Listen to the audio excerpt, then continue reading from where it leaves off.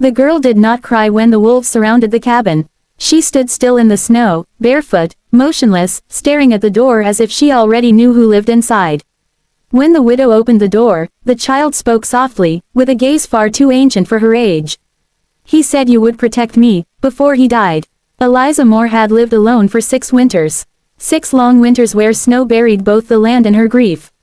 Her husband lay buried at the top of the hill, behind the pines, where the wind never ceased its mournful song. Each gust seemed to echo the gunshot that had taken him from her, each flake of snow a reminder of absence. Since that day, she had survived in her cabin with firewood, quiet meals, and memories too sharp to speak aloud. She had grown used to solitude, even fond of it. The forest had become a companion, its whispers and groans a rhythm that made the nights bearable. The cabin, tucked into a remote clearing deep in the mountains, had never seen a visitor. No traveler dared tread these paths without reason, and no neighbor lived close enough to hear a call for help. Here, the world felt both vast and contained, filled with shadows that moved just beyond the firelight. Then came the gunshot. It ripped through the forest like dry thunder, a crack so sudden it made her chest ache. Birds erupted into the sky, flapping blindly against the storm of noise, their cries mixing with the echoing boom. Eliza felt it before she heard it, a hollow pressure pressing against her ribcage. Her eyes scanned the darkened treeline, but the forest seemed to swallow the sound immediately, leaving only oppressive silence behind. That's when she saw her. A child, no more than 8 winters old, standing barefoot in the snow. Her hair was dark, matted with frost, her small body shivering, but there was no fear in her eyes. She did not flinch, did not waver. She simply stood, arms at her sides, staring at the cabin as though she had always known it would be there. Eliza's fingers tightened around the handle of her rifle, her heart pounding like a drum. The girl's presence was uncanny, too still, too knowing. When the widow finally opened the door, the girl stepped forward, her voice soft but strange in its authority. "He said you would protect me, before he died." Eliza's throat tightened. She knew this was no ordinary child. Something in her gaze, an unsettling depth that seemed older than her years, made the hairs on the back of her neck rise. You shouldn't be here," Eliza said, her voice trembling despite her effort to sound calm. "It's not safe." The girl only nodded, as if confirming a truth Eliza had not spoken.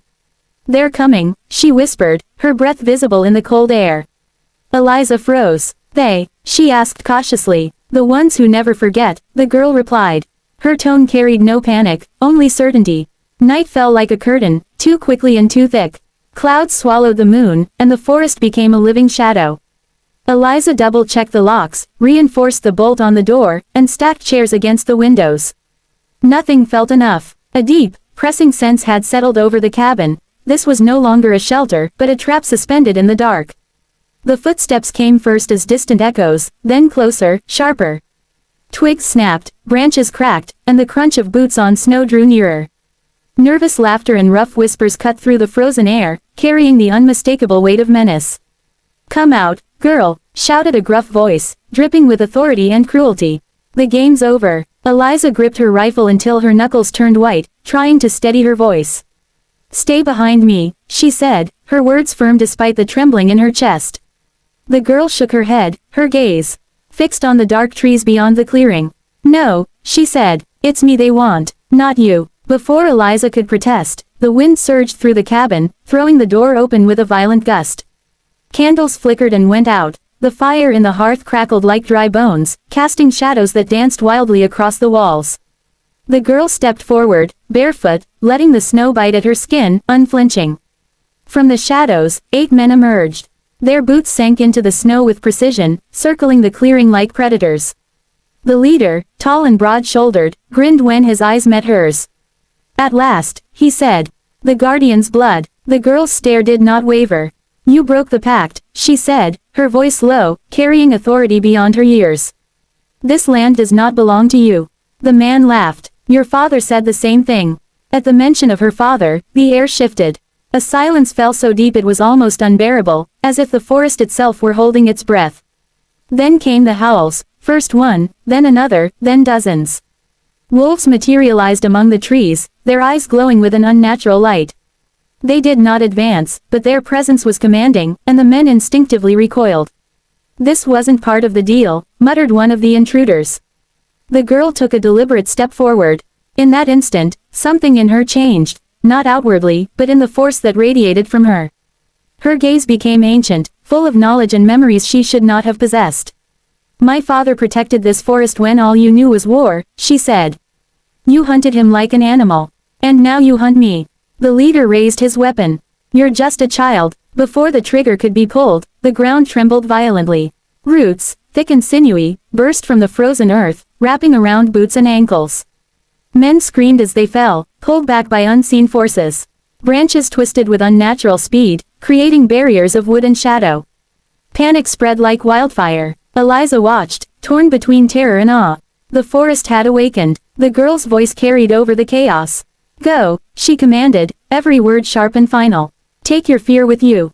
And never return. Some men fled immediately, stumbling through the snow, their screams fading into the darkness. Others vanished completely, swallowed by the night and the forest itself. And just as suddenly as they had appeared, the wolves melted back into the trees, leaving only silence behind. The girl collapsed to her knees, the force of her presence fading. Her small body trembled in the cold, and Eliza rushed to her side, wrapping her arms around her like a mother protecting a child. He taught me, the girl whispered, her voice weak. He said one day I would have to choose, between being a weapon, or being a daughter. She closed her eyes, and did not wake. Dawn did not arrive all at once. It crept in slowly, cautiously, as if the forest itself were unsure whether the night was truly over. Thin strands of pale light slipped between the trees, touching the snow in scattered patches, then retreating again. The darkness loosened its grip reluctantly, like a wounded animal refusing to let go. The forest was silent, not the peaceful silence Eliza had known for years, but something heavier, an aftermath silence. The kind that followed violence. The kind that remembered. Eliza had not slept. She sat on the floor beside the hearth, her back against the rough wooden wall, the girl lying across her lap wrapped in every blanket she owned. The fire had burned low and steady through the night, fed carefully, obsessively, as if letting it die would mean losing the child as well. Eliza's fingers trembled as they brushed the girl's hair from her face. The skin beneath her touch was warm, thank God for that, but her breathing was shallow, uneven, as though part of her was still somewhere far away. Please, Eliza whispered, not sure who she was speaking to. Please come back. The girl did not stir. Outside, the clearing bore the scars of the night. Snow was churned and torn, deep furrows etched into the ground where roots had erupted and withdrawn. Broken branches lay scattered like fallen bones. Yet there were no bodies. No blood, just absence, as if the forest had swallowed everything it did not wish to remember. The wolves were gone. Their presence lingered only as a sensation, a pressure in the air, a watchfulness that had not entirely faded. Eliza could feel it when she stepped outside briefly to fetch water. The trees seemed closer somehow, leaning inward, their shadows overlapping. Not threatening, protective. She returned to the cabin quickly, shutting the door behind her as though afraid the world outside might change its mind. The girl remained unconscious through the first day. Eliza checked her breathing every few minutes, listening, counting, terrified by every pause between inhales. She pressed her ear to the child's chest, feeling the faint, steady rhythm of a heart that had carried far too much for someone so young. At times, the girl murmured in her sleep. Words Eliza could not understand. Names that did not belong to any language she knew. Once, the temperature in the cabin dropped so suddenly that frost crept along the inside of the window panes. Eliza felt the hairs on her arms rise. She wrapped her coat tighter around the girl and whispered soothing nonsense, the kind people used for frightened children and wounded animals. Gradually, the cold receded. The forest exhaled. By the second day, sounds began to return. A single bird call broke the silence near midday, hesitant, uncertain. Then another. The wind moved again, gentler this time, rustling the pines like fingers brushing old pages. Snow slipped from branches in soft sighs. The forest was waking. Eliza realized then that the girl's unconsciousness was not sickness. It was exhaustion on a scale she had never witnessed. Whatever power had moved through that small body the night before had drained her completely, leaving behind only flesh, bone, and breath. A child. Eliza cooked thin soup and cooled it, dipping a cloth into the broth to moisten the girl's lips. She talked while she worked, not because she expected an answer, but because silence felt dangerous now. I don't know who you are, she said quietly, stirring the pot. I don't know what you were made to be. But you don't have to be alone anymore. The words surprised her. She meant them. That night, Eliza dreamed for the first time in years. She dreamed of her husband standing at the edge of the trees, watching. He did not speak. He only nodded once, slow and deliberate, before turning and walking back into the forest. When Eliza woke, her cheeks were wet with tears. On the morning of the third day, the girl stirred. It was subtle at first, a twitch of her fingers, a faint change in her breathing. Eliza froze, afraid to move, afraid even to breathe too loudly. The girl's eyes fluttered open. For a moment, Eliza saw something ancient looking back at her. A depth that made her heart skip, as though she were standing at the edge of something vast and bottomless. Then the gaze softened, the weight lifted. "They won't come back," the girl said quietly. Her voice was hoarse, thin, but steady. Eliza let out a breath she hadn't realized she'd been holding. It came out as a sob. She pressed her hand to her mouth, overwhelmed by relief so intense it made her dizzy. "How do you know?" she asked, her voice breaking. The girl turned her head slightly, listening, not with her ears, but with something deeper. "The forest closed the paths," she said. "The old ones remembered." Eliza stopped herself. Are you still here? I mean, you." The girl looked at her, confused. "I'm here," she said simply.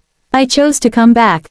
That sentence struck Eliza harder than any confession of magic or power ever could.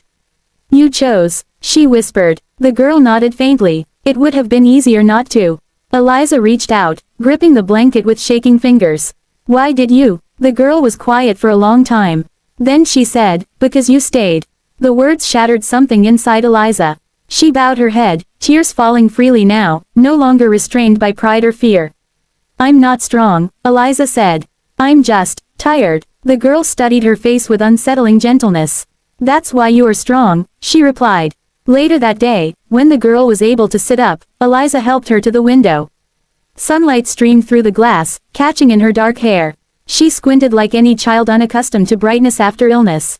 Outside, the clearing looked different. Not safer, not tamer, but settled. The girl rested her hand against the window pane. "They're listening," she murmured. Eliza stiffened. "Who is?" "The forest," the girl said. "But it's not angry anymore." Eliza swallowed. "And you?" The girl lowered her hand, looking suddenly small, vulnerable in a way she hadn't before. "I don't want to be a weapon," she said quietly. "My father trained me to survive. To protect. But he didn't want this for me." Eliza turned to her fully. "What did he want?" The girl hesitated, as if reaching for a memory that hurt to touch. "He wanted me to be safe," she said. "To be loved. He just didn't know how to give that." Eliza knelt in front of her. "Then stay," she said, the words trembling but firm. "Not as a guardian, not as a symbol. Stay as a child. Stay as my daughter, if you'll have it." The girl stared at her. For the first time since Eliza had met her, fear flickered across her face, not of danger, but of hope. It took a long moment.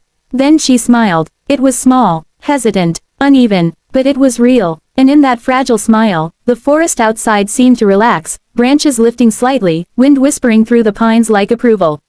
For the first time in many years, Eliza felt the future open, not as a threat, but as a promise.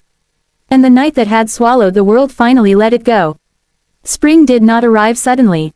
It unfolded the way healing always did, slowly, unevenly, with moments of doubt. Snow retreated in thin, reluctant patches, revealing dark soil beneath, rich and damp. The forest smelled different now. Less sharp, less guarded, as if something long-held in tension had finally loosened its grip. The girl changed with the season. At first, it was subtle. She slept more deeply, without murmurs or sudden gasps for breath.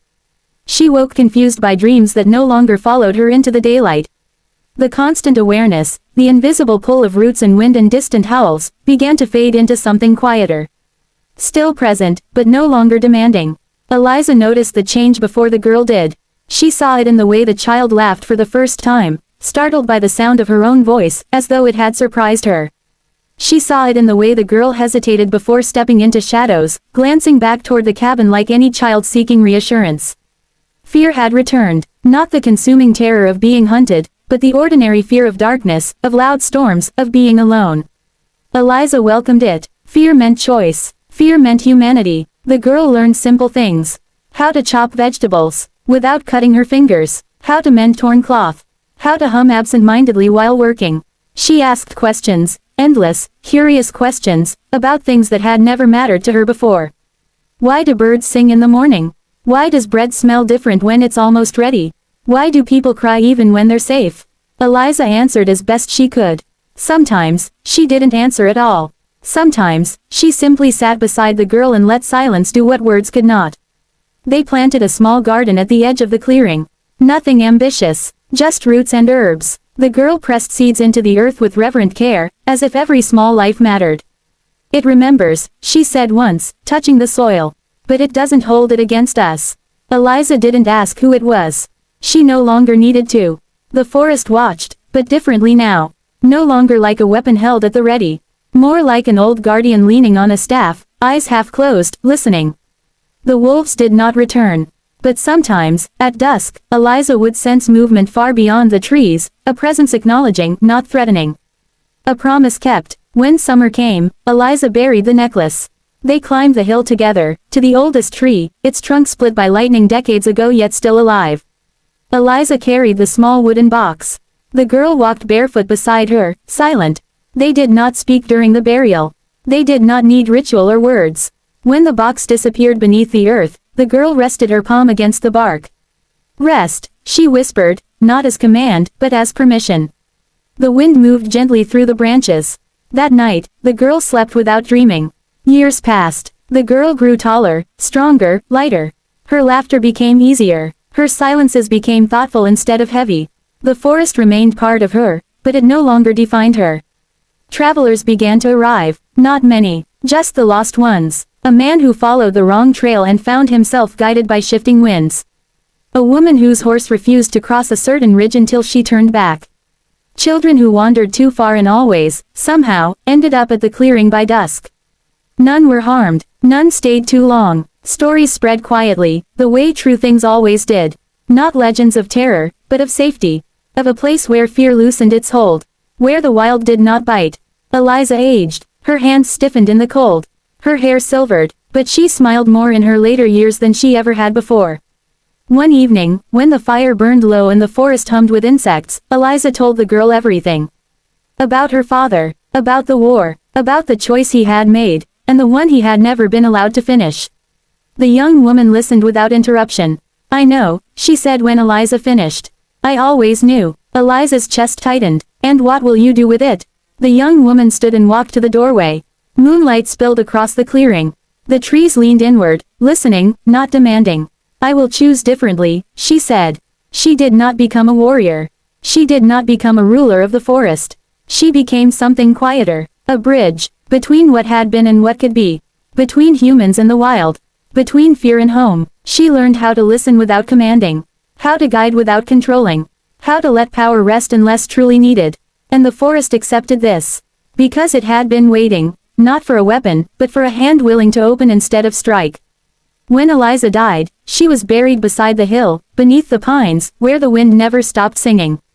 The young woman stood alone, grief steady but not consuming. The forest stood with her. Years later, children would hear stories of a place. Deep in the mountains where no one vanished. Where the wind guided the lost. Where the trees leaned close but never closed in. They would never know the full truth. They didn't need to, because some legacies are not meant to be remembered as weapons. Some are meant to become shelter. And sometimes, destiny does not arrive as a prophecy or a war, but as a lost child, barefoot in the snow. And everything changes when someone chooses to open the door.